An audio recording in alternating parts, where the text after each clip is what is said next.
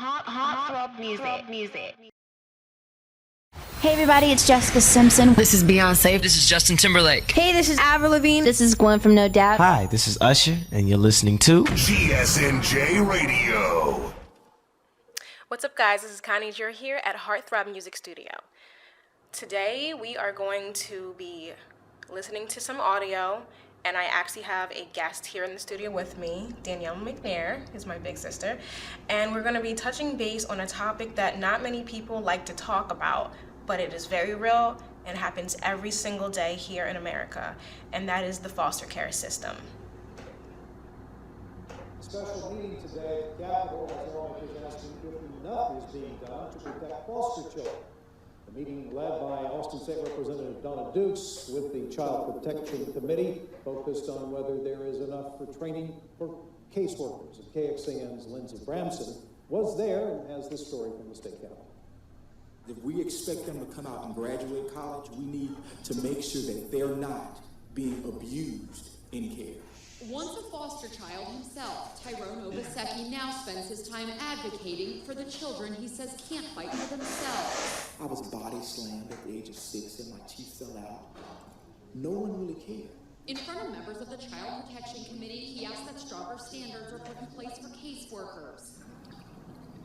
Just 1 month ago, 2 children, ages 6 and 4, drowned at Lake Georgetown.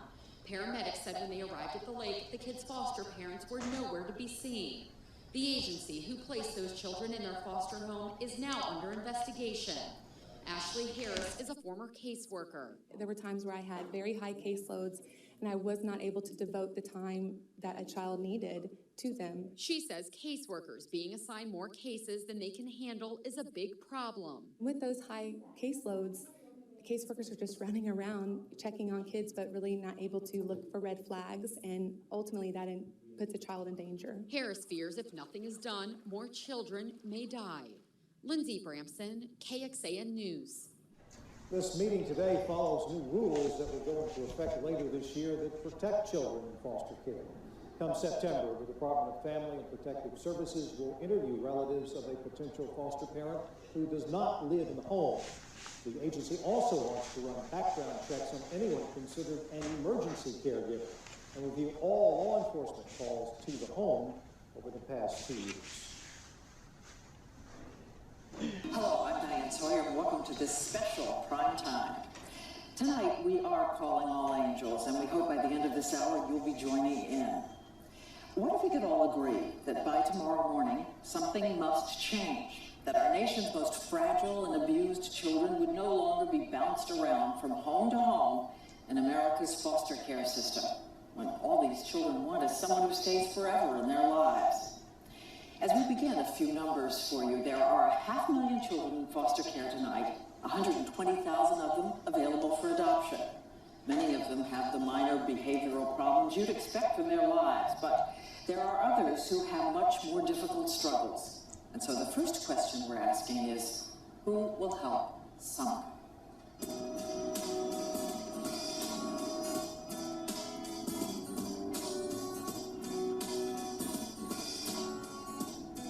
An anxious little girl rides in the back of a car. She has already lived in 4 different placements, and she's just 11 years old.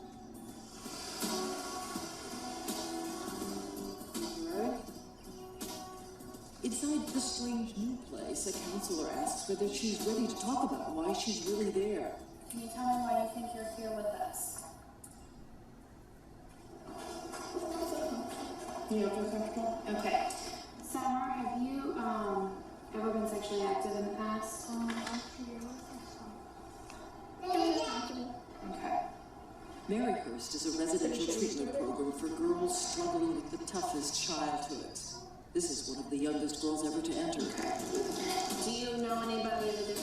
Her name is Summer. She is alternately scared and high-spirited, shy and playful.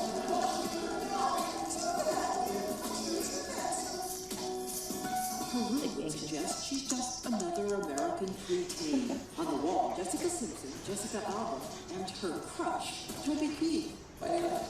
Is this cute? Plus I'm gonna marry him one day. I'll be 70 years old. Just like any 11-year-old girl at 2 She grew up in a home where the kids say their mother used drugs. The house had holes in the floor and so many cockroaches they embedded inside Summer's ears and had to be surgically removed. Our whole house was filled with cockroaches. Smelled like dead animals in the house. The social workers went into the home and there was a raw deer laying on the kitchen table, and the kids were cutting pieces of the deer off and eating it raw. Sally and Wayne Meyer took Summer and her siblings in as foster parents. You can see every bone in my body. Everywhere. Where did you get raw deer meat? It was on the road. Mom got it. And just brought it and left it here? She was scared to death to be around any male figure whatsoever. Social workers say Summer told them how she had been beaten and of sexual abuse by men who came to see her mother. After you were how old? 6. And you don't like men because what? They're mean. I just are. They're built like that. Built to be mean, built to be strong. The Myers, who have fostered more than 20 children, say they were unprepared for what Summer had learned. And she was standing in the floor dancing, like as if she was doing a striptease in front of our grandson. They say when she played with dolls, they were in sexual positions. When I say, where do you see that? Well, I used to see Mom and so-and-so on the bed naked all the time. Their mother was having sex, and their kids were all watching. And the things done to a sexually abused child can take on a terrible life of their own. Summer tells me why she's really at Maryhurst. This is not my story. She says she's trying hard to stop, but she's had a problem. Touching other little kids, wanting to do to them what was done to her. Because I figured that was it. You think so? What sort of thing do you think might make you do that? Just seeing a 3-year-old. And why would a young kid make you want to do that? I don't know. And do you think of it as something that you do because you're angry or something that you do because you're curious? Curious. And some because angry. Some because I want to get revenge. As part of therapy, she writes graphic descriptions about those fantasies, clearly things only adults could have taught her. Maybe something inappropriate or even something that would be hurtful, but you write that down and then you don't do it. I see.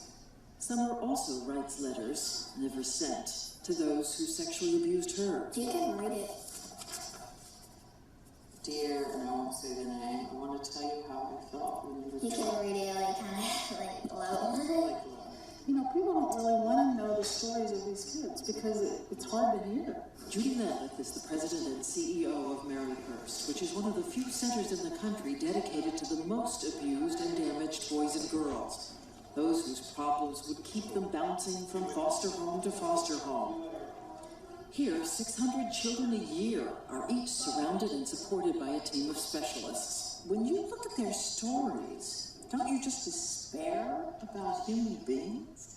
That's a good question.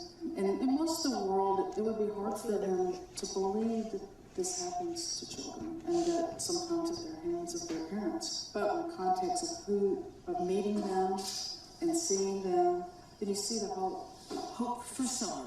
In art class, counselors help her make a teddy bear of paper mache. Then she heads back to her room for battle with those demons. They get mad, angry, sad. Frustrated.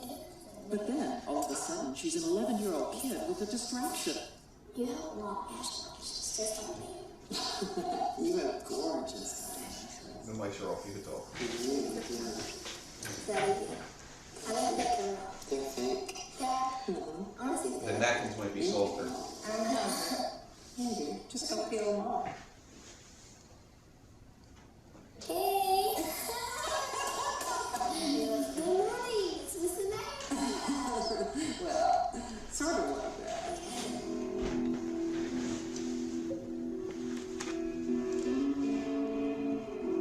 Night falls and Summer prepares to go to sleep. I like to sleep on myself. I turn on music. She likes music when she sleeps. Her favorite lullaby, Jesus, Take the Wheel. It's a bad girl. She's driving too fast. She's going to see her mom and dad.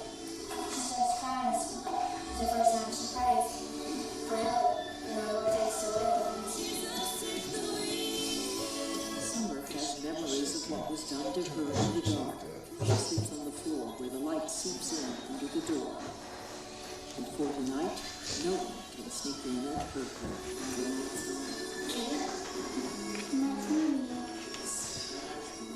Music.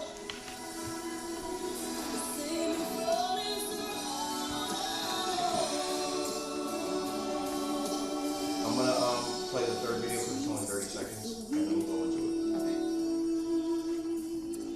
Later, a dramatic development for Summer, and before tonight is over, we will find her biological mother. Who am I? I'm pretty average. The average age of a kid in foster care. From the majority background of kids in care, having experienced abuse and neglect from those meant to protect me, I am 9 times more Mics likely are going to on commit about 20 crimes, seconds. 25% more likely to get pregnant as a teenager, and there is a 30% chance that when I have children, I too will abuse them. This is who I am 5 seconds. until someone breaks the cycle. All right, guys, I'm back. And what you just heard was the audio of the first two where they were real. Those were reports from the news and segments that were actually done on children that were in the foster care system, are in the foster care system, what happened to bring them to the foster care system, and their experience. So the first gentleman, Tyrone, he was in the foster care system as a 6-year-old, and he experienced abuse. And he used his experience, he used that to become an advocate for children in the system, to speak out for them, to fight for them. And that's such a big thing to do because this is something that we just don't talk about. We suppress it. And if you think about that, suppressing it and wanting people to not talk about things like that, those are the things that these foster parents, the family members, whoever, those are the things that these adults are telling these children also to do. And that is how these children grow up, come out into the world, and they're damaged. They're not getting what they need. I'm a former foster child. I was in the foster care system, wasn't adopted until I was 8 years old. I was in different foster homes, separated from my sisters. And unfortunately, all of the horror stories that you just heard about, I experienced it. It's real. It really happens.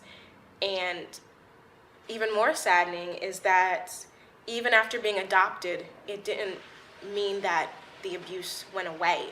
It just mean that somebody legally owned me. And I thought once I was adopted that that was it, there is no other way out, that this is just this is what we have to deal with.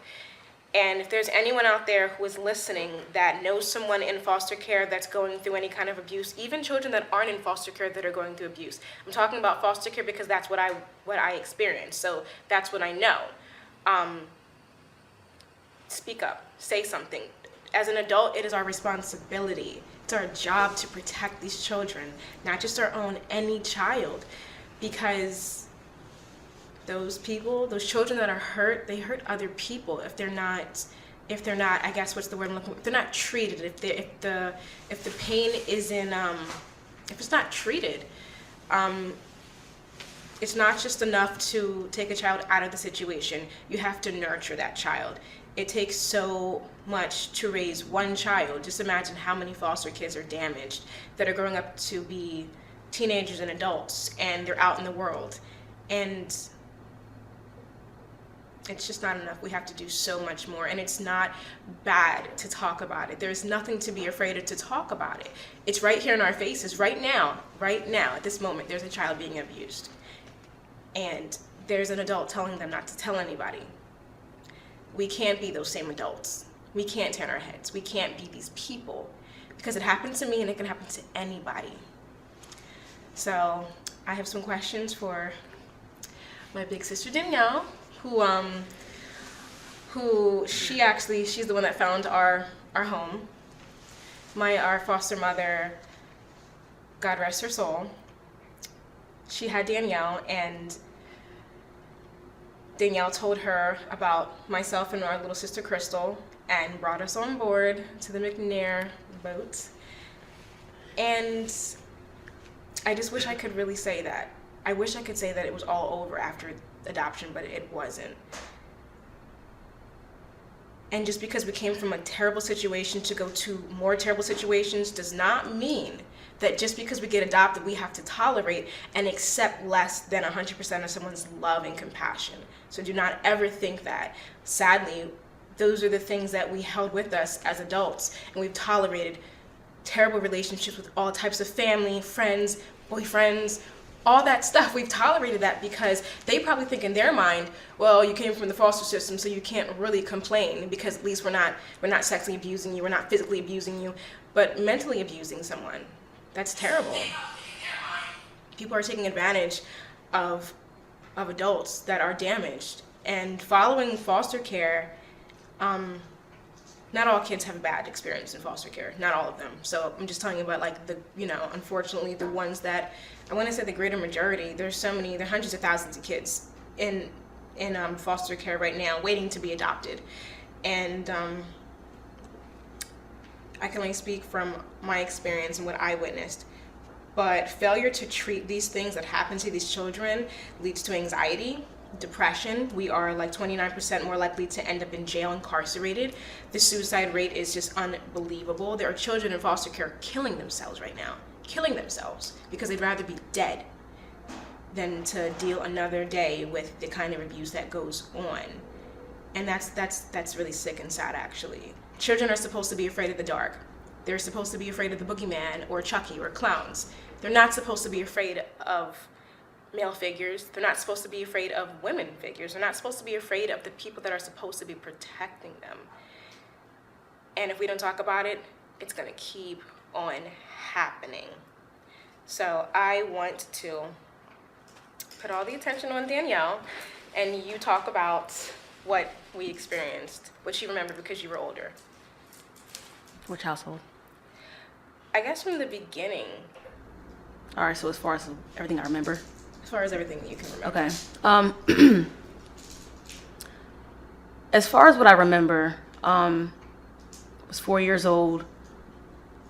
We lived in an abandoned house by our parents. There was a hole in the ceiling. It was very cold. My parents were doing drugs. My younger sister, who is now deceased, her name was Carrie. She was 3 years old. She fell through the hole in the ceiling and hit the floor and died instantly. No one took her to the hospital. She was laid next to me. I woke up trying to wake her up, and she wouldn't wake up. After that, that's when we were put into DHS and the foster care. We went through a lot of counseling, which for some it helps, others it does not help. It's like putting a Band-Aid on a wound you need stitches for. It's not going to really help so much. With that being said, we went to numerous foster homes. Was molested in every foster home until I was adopted into my last foster home when I was 6, almost 7 years old. I was 8 when we were adopted. Yeah, it took a little while. So when I went to this foster home, I was completely petrified. Like, I didn't even want to get off the steps to meet anyone. I was stuck in one spot because I was afraid of a new environment. I was afraid to, get put into a new foster home. I was afraid of someone hurting me. I was afraid of, I wanted to be in a family and be loved so bad. It's a young age, Then I had a lot of other problems. I had night terrors. I wouldn't sleep. The slightest sound, I'd jump up. Certain smells of colognes of certain, foster dads would freak me out because it would petrify me. But I was willing to deal with whatever to be with my sisters because I didn't really have a family. Didn't have a mom and dad anymore, We had foster families, foster parents you want to fit into with, you want to say mom, you want to say dad, you want to say whatever, You want to, when you're in school, have events and have parents there. You didn't have that. We had a name we were adopted to, but a family didn't want nothing to do with us. We're the girls, you're this, you are this. You're pretty much a check. Yeah. That's what it is. We're always called be the nice girls. to the girls. Be this, be that. Because, no one wanted to talk about, once you're adopted into a family, they don't want to talk about your past, what you've been through. Because it makes the family look bad. at that point in time. With that being said, I'm not 100% against DHS. I just know that they don't do a good job at investigating these families before they put kids there. When you adopt kids, it's like putting your hand in a basket. You don't know what you're getting out. And I know myself, I'm 32 years old to this day, and I still have a lot of problems. I have severe anxiety 24/7. 24/7. I don't let anybody near my kids. They don't go anywhere without me, ever. I back out of events. I don't have a lot of friends because my thing is of fitting in. I don't fit in at all, or I'm anxious, they're not gonna like me, or I'm not pretty enough, I'm not this, I'm not that, because of my past of being anxious and being emotional all the time, or being standoffish, or being, I'm a very strong person because I've been through a lot. But because of my past, at certain times, I can't control when it comes out, when I'm emotional, when I'm angry. No one knows why I'm angry. I know I'm angry. They don't understand. They don't want to understand. So the whole DHS thing, being abused, all that kind of stuff, it doesn't go away with counseling. It doesn't. It takes a long time. It may take forever. You never know. I actually remember that, I remember the counseling, but we only had it when we were children. And I think that, as soon as you're adopted, when we were adopted, the caseworker stops coming, it's all over. So they're not following up on how we're doing because now we're no longer their responsibility. And that being said, as foster children, you just think, I don't know what it is today. I think you can actually get out of being, adopted, but put back into the system. But when we were adopted, it was, that's it, it's done. You were no longer the responsibility of the state any longer. And had a caseworker followed up, or had we known what we could do with our rights, so much more could have been done, so much more could have been stopped, because